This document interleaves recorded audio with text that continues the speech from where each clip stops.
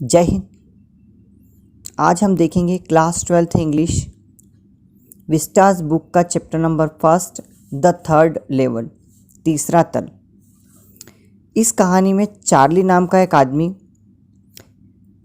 मतिभ्रम करता है और ग्रैंड सेंट्रल स्टेशन के तीसरे स्तर तक पहुंचता है, जिसमें केवल 2 स्तर होते हैं। मीन्स ऐसा स्टेशन जिसमें 2 स्तर है, पर वो तीसरे पर पहुंच जाता है। कैसे, यही हमको इस चैप्टर में देखना है। तो आइए स्टार्ट करते हैं। न्यूयॉर्क सेंट्रल और न्यूयॉर्क के रेलवे के प्रेसिडेंट्स उनके रेलवे टाइम टेबलों के ढेर पर कसम खाकर कह सकते हैं कि उन रेलवे भवनों के 2 ही तल हैं, पर मैं कहता हूं कि वे 3 हैं, क्योंकि मैं ग्रैंड सेंट्रल स्टेशन के तीसरे तल पर होकर आया हूं। हाँ, मैंने एक स्पष्ट कदम उठाया। एक तो मैंने अपने मनोचिकित्सक मित्र यानी जो साइकेट्रिस्ट होता है उसे बात की। मैंने उसे ग्रैंड सेंट्रल स्टेशन के तीसरे तल के बारे में बताया और उसने कहा कि यह एक दिवा स्वप्न की इच्छा पूर्ति है। उसने कहा, मैं अप्रसन्न हूँ। इस बात ने मेरी पत्नी को पागल बना दिया, किंतु उसने समझाया कि आधुनिक संसार असुरक्षा, डर, युद्ध, चिंता और इन सब से भरा हुआ है, और यह कि मैं बस भाग जाना चाहता हूँ। और कौन नहीं चाहता, वह सब जिन्हें मैं जानता हूँ भाग जाना चाहते हैं, लेकिन वह ग्रैंड सेंट्रल स्टेशन के किसी तीसरे तल पर नहीं घूमेंगे। किंतु यही कारण है, उसने कहा, और मेरे सारे मित्र सहमत हो गए। उन्होंने दावा किया कि हर चीज़ उसी ओर इशारा करती है। उदाहरण के लिए मेरा स्टाम्प संग्रहण करना, यह एक प्रकार से वास्तविकता से अस्थायी शरण है। ठीक है, हो सकता है कि मेरे दादा को वास्तविकताओं से भागने की कोई आवश्यकता नहीं थी। उनके दिनों में चीज़ें सुखदायक और शांतिदायक हुआ करती थी, जहाँ तक मैंने सुना है, और उन्होंने मेरा संग्रह शुरू करवाया। यह एक अच्छा संग्रह भी है। व्यवहारिक रूप से यूएस के हर अंक से 4 ब्लॉक पहले दिन के कवर और भी बहुत कुछ जानते हो। राष्ट्रपति रूजवेल्ट भी टाइम स्टाम्प संग्रहण करते थे। खैर, ग्रैंड सेंट्रल पर जो हुआ वह यह था। पिछली ग्रीष्म ऋतु में एक रात में ऑफिस से देर तक काम करता रहा। मैं अपने अपार्टमेंट तक जाने की जल्दी में था, अतः मैंने निश्चय किया कि मैं ग्रैंड सेंट्रल के सबवे का इस्तेमाल करूँगा, क्योंकि यह बस के बजाय तेज था।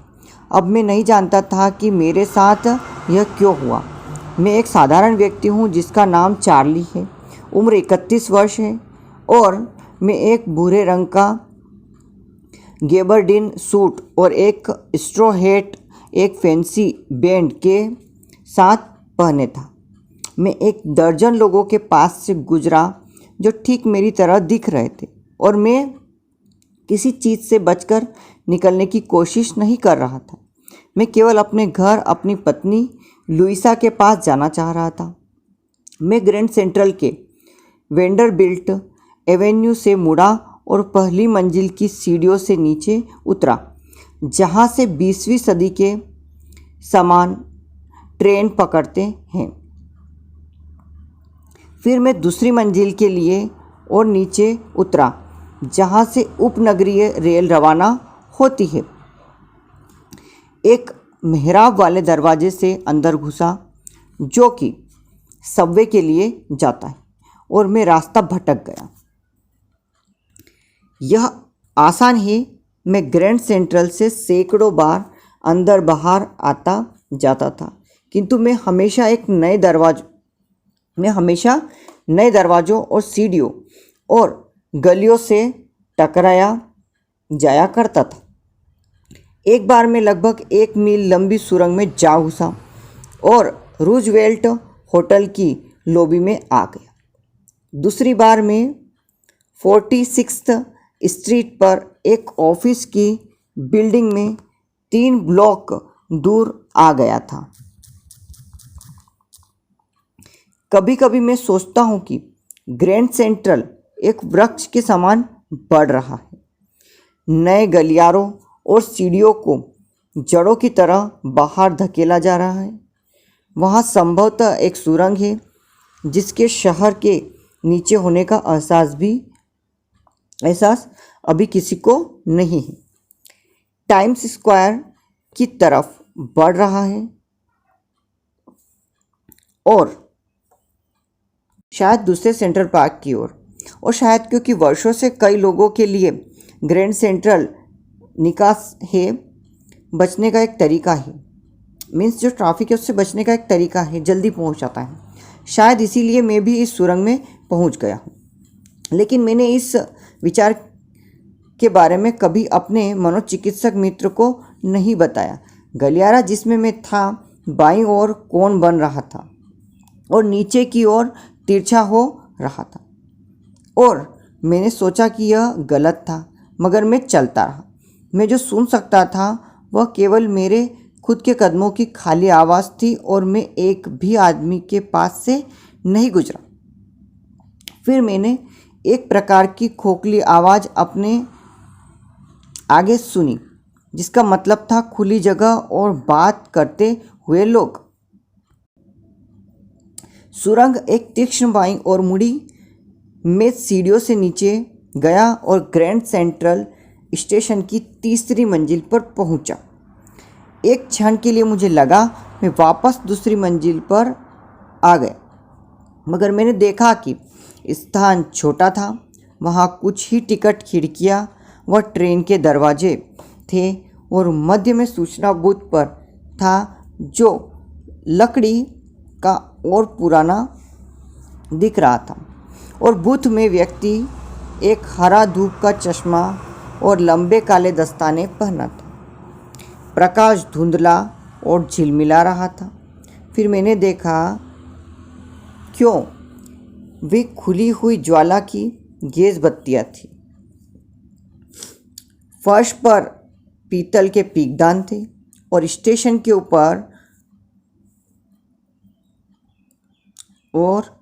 उस पार प्रकाश की एक चमक ने मेरा ध्यान खींचा। एक आदमी अपनी वेस्ट पॉकेट में से एक सोने की घड़ी निकाल रहा था। उसने जोर से उसका ढक्कन खोला, घड़ी की ओर देखा और बोहे सिकोड़ी।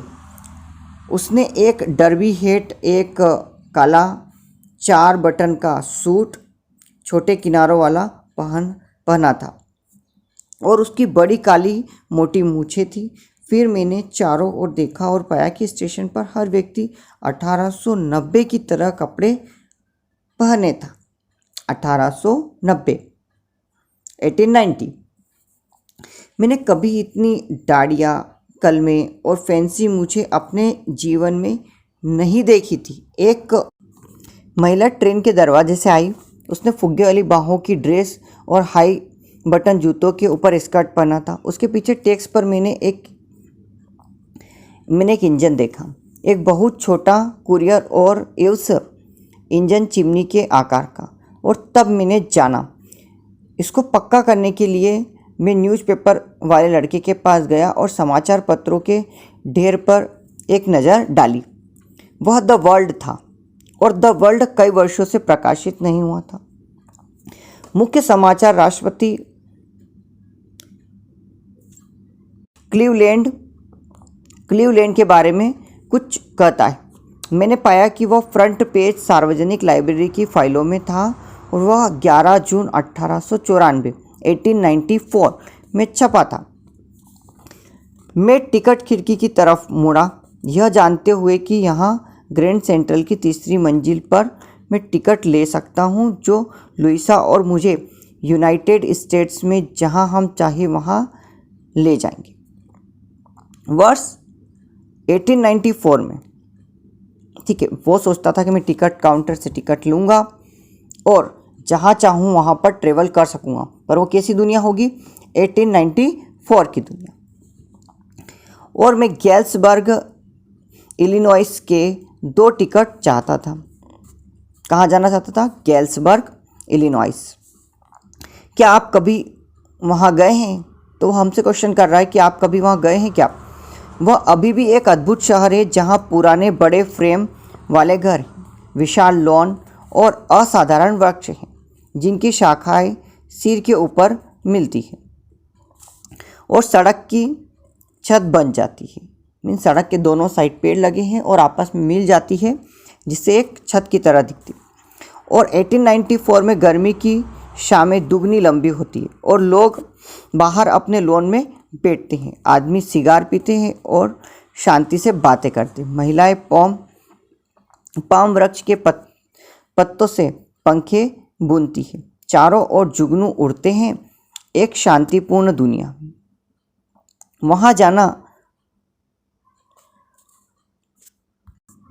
प्रथम विश्व युद्ध के 20 साल बाद और द्वितीय विश्व युद्ध के होने में 40 साल भविष्य में होने पर, मतलब द्वितीय विश्व युद्ध होने के 40 साल पहले मुझे इसके लिए 2 टिकट चाहिए।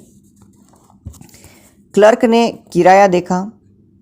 उसने मेरे फैंसी हेडबैंड पर एक निगाह डाली किंतु किराया देखा और मेरे पास 2 कोच टिकट्स के लिए पर्याप्त था, एक तरफ का। किंतु जब मैंने पैसे गिने और ऊपर देखा, क्लर्क मुझे घूर रहा था। उसने नोटों को देखकर अपना सर न में हिलाया। मीन्स उसने मना किया। नोट देखे तो उसने करेंसी देखी होगी। ये पैसे नहीं हैं मिस्टर, उसने कहा, और यदि आप मुझे मूर्ख बनाने की कोशिश कर रहे हैं आप ज़्यादा दूर नहीं जा पाएंगे। और उसने अपने पास रखे कैश ड्राइवर पर नज़र डाली। बेशक नोट पुराने ज़माने के थे। उन नोटों से आधे और बड़े जो हम आजकल इस्तेमाल करते और अलग दिखने वाले। मैं दूर चला गया और जल्दी बाहर आ गया। 1894 में भी जेल कोई अच्छी जगह नहीं थी। तो जब 31 वर्षीय चार्ली नाम के इस युवक को गेल्सबर्ग जाने के लिए टिकट खरीदना था और उसने सोचा कि हाँ लगभग इतने पैसे ही मेरे पास कि मैं टिकट खरीद सकता हूँ, बट जैसे उसने पैसे निकाले तो टिकट काउंटर पर बैठा व्यक्ति समझ चुका था कि ये जो करेंसी पर्सन लेकर खड़ा है वो नहीं चलती। हम आसानी से समझ सकते हैं कि जो करेंसी हमारे यहाँ चल रही है वो और जो नहीं चल रही है उसमें डिफरेंस क्या है। और वो भी समझ चुका था चार्ली कि ये पुराने, उसने जब नोटों की तरफ देखा, पुराने समय के नोटों की तरफ जो व्यक्ति टिकट काउंटर में लेकर बैठा था, तो वो भी समझ चुका था कि ये पुराने ज़माने के नोट है जो बड़े बड़े हैं, ठीक है। और ये मॉडर्न यानी कि जहाँ चार्ली जिस समय में रहता था उस समय के नोट है। तो उसे शंका हुई कि कहीं ये पुलिस को ना बुला ले और मुझे हैंड ओवर ना कर दे पुलिस के, क्योंकि 1894 में भी जो जेल होती थी कोई अच्छी जगह नहीं होती। तो आइए देखते हैं आगे। और बस मैं जैसे आया था वैसे ही मैंने वह स्थान छोड़ दिया। मीन्स तुरंत ही उसने स्थान छोड़ दिया। मुझे लगता है अगले दिन दोपहर के खाने के समय मैंने बैंक से $300 निकाले, लगभग जितने हमारे पास थे सब, और पुराने समय की मुद्रा खरीदी। इसने मेरे मनोचिकित्सक मित्र को चिंतित कर दिया।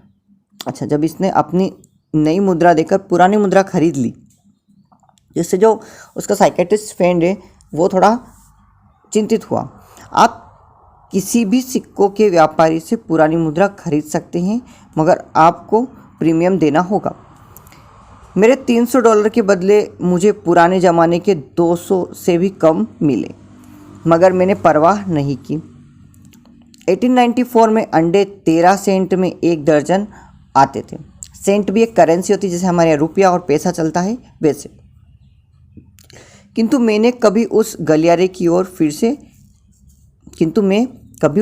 को फिर से नहीं पा सका जो ग्रैंड सेंट्रल स्टेशन की 3री मंजिल को जाता था। यद्यपि मैंने काफ़ी कोशिश की। लुइसा को मैंने जब यह सब बताया तो वह काफ़ी चिंतित हुई और वह नहीं चाहती थी कि मैं अब 3री मंजिल को खोजूं। और कुछ समय बाद मैंने ऐसा करना बंद कर दिया। मैंने पुनः अपने स्टैम्प संग्रह को अपना लिया, यानी टिकट कलेक्शन को अपना लिया। किंतु अब हम दोनों ढूंढ रहे हैं हर वीकेंड में, क्योंकि अब हमारे पास प्रमाण है कि तीसरी मंजिल अभी भी वहाँ है। मेरा मित्र सैम वेनर गायब हो गया है, कोई नहीं जानता कहाँ, किंतु मुझे थोड़ा संशय था क्योंकि सैम शहरी लड़का है और मैं उसे गैल्सबर्ग के बारे में बताया करता था। मैं वहाँ स्कूल में गया था और वह हमेशा कहता था कि उसे उस स्थान के बारे में सुनकर अच्छा लगता है और वही स्थान है जहाँ वह है 1894 में सही सलामत। क्योंकि एक रात मेरे स्टैम्प संग्रह में उलझते हुए मैंने पाया। अच्छा, क्या आप जानते हैं फर्स्ट डे कवर लिफाफा क्या है? जब एक नया टिकट जारी होता है, टिकट के संग्रहकर्ता कुछ खरीदते हैं और उन्हें विक्रय से पहले दिन ही लिफाफे में रखकर स्वयं को डाक डालते हैं और उस समय पर डाक की सील से उसकी तारीख सिद्ध होती है। लिफाफे को फर्स्ट डे कवर कहा जाता है। उन्हें कभी खोला नहीं जाता। आप लिफाफे में केवल एक कोरा कागज रख देते हैं। उस रात मेरे सबसे पुराने फर्स्ट डे कवर में मैंने वह पाया जिसे वहाँ नहीं होना चाहिए था, किंतु वह वहाँ था। वह वहाँ था क्योंकि किसी ने उसे मेरे दादा को गैल्सबर्ग से भेजा था।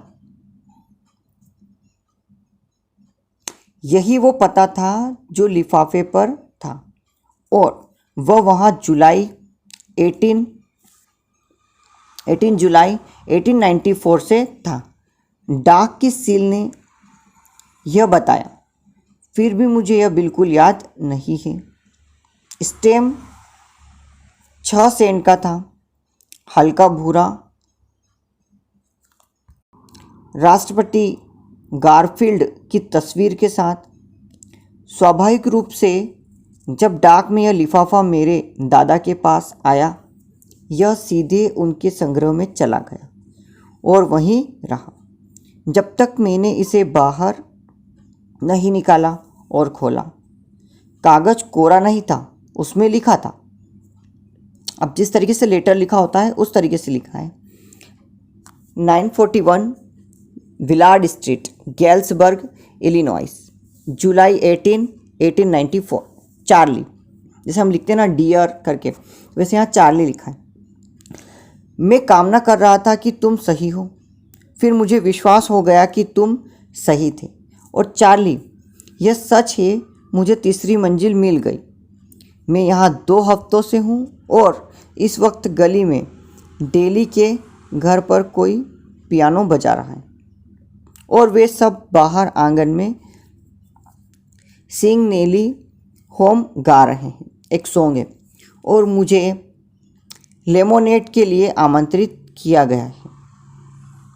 वापस आ जाओ चार्ली और लुइसा, जब तक तुम्हें तीसरी मंजिल ना मिले उसे ढूंढते रहो, यह इसके लायक है, मेरा यकीन करो। नोट पर हस्ताक्षर थे सैम। मैं जिस स्टैम्प और सिक्कों की दुकान पर जाता हूँ, मुझे पता चला कि सैम ने $8,000 की कीमत की पुरानी मुद्रा खरीदी थी, जो उसके लिए एक बढ़िया सूखी घास और अनाज का व्यापार करने के लिए अच्छी रकम थी। वह कहता था कि यही वह हमेशा से करना चाहता था और वह निश्चित ही अपने पुराने व्यापार में वापस नहीं जा सकता था।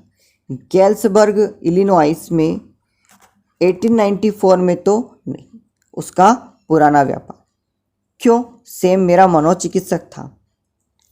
ठीक है, और यहाँ पर ये चैप्टर कंप्लीट होता है। तो इस चैप्टर में चार्ली नाम का ये पर्सन, जो आधुनिक दुनिया है उसमें लड़ाई झगड़े और डर को बिल्कुल पसंद नहीं करता और एक ऐसी दुनिया के बारे में सोचता है जहाँ पर शांति हो, हरियाली हो, ठीक है, नेचर के क्लोज रहना पसंद करता है। तो वह अपने माइंड में पास्ट के बारे में सोचता है जब उसके दादाजी यंग हुआ करते थे और उसको ऐसी ही लाइफ जीना थी, तो वो इमेजिनेशन में इस सारी चीज़ों को फील करता है। ठीक है, तो ऐसा लगता है कि ये जो पर्सन है आधुनिक दुनिया से परेशान है और पास्ट की दुनिया में जाना चाहता है, तो केवल उसको इमेजिन करना। बट यहाँ ट्विस्ट तब आता है जब इसका सेम नाम का जो फ्रेंड होता है वो उस पुराने समय से जहाँ चार्ली जाना चाहता था और एक बार पहुँच गया था तीसरे तल के नाम पर। यहाँ पर तीसरा तल मीन्स क्या है, पास्ट। ठीक है, इस चैप्टर में हमें पास्ट की ट्रेवलिंग के बारे में पॉसिबिलिटीज़ बताई गई है कि मे बी एक दिन कोई पर्सन पास्ट में ट्रेवल कर पाएगा। तो सेम का लेटर यहाँ पर थोड़ा सा ट्विस्ट लाता है कि पास्ट में सेम पहुँच गया है और चार्ली भी दोबारा पहुँच सकता है, बस उसको थोड़ा सा ट्राई करना पड़ेगा। तो आप क्या सोचते हैं, कोई पर्सन पास्ट में ट्रेवल कर सकता है क्या, या फिर ये चार्ली की केवल इमेजिनेशन थी, वो केवल सोच रहा था इसके बारे में, या फिर कह सकते हैं कि खुली आंखों से सपना देख रहा था। आई होप आपको ये चैप्टर क्लियर हुआ होगा। मिलते हैं नेक्स्ट वीडियो में। जय हिंद।